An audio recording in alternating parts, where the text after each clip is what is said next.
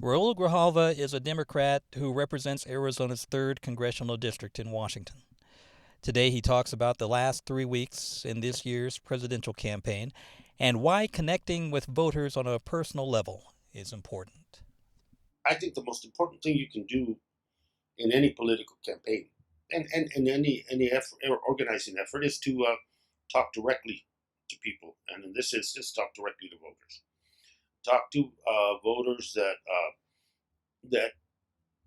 that need to be present in this next election. They need to mail in their early ballot, or they need to show up at the polls.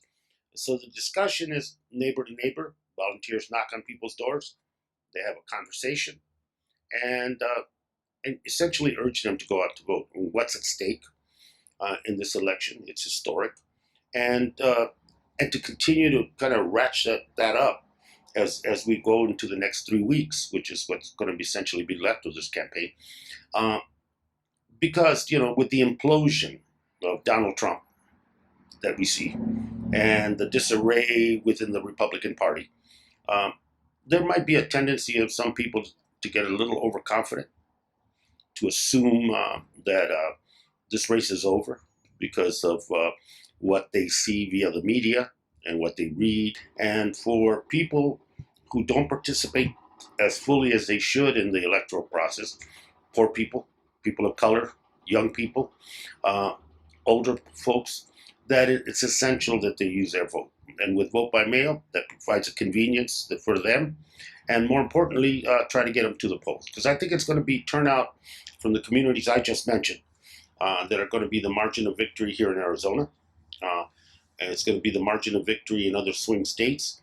And it's going to be the kind of coalition that kind of propelled Barack Obama. And that's, you're trying to recreate that, but you're recreating it in a with some polar opposites. Trump and what he represents is an anathema to what the communities that we're talking to today and we've been talking to throughout this campaign feel about their future. They're about opportunity. They're about some investment in their schools. They believe in climate change.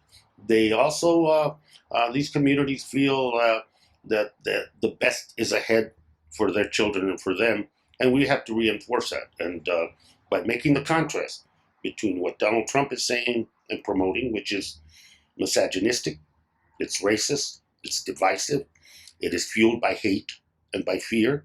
By contrasting that door to door with regular folk talking to regular folk, it can be a very powerful message, and that's the whole effort that's going on here.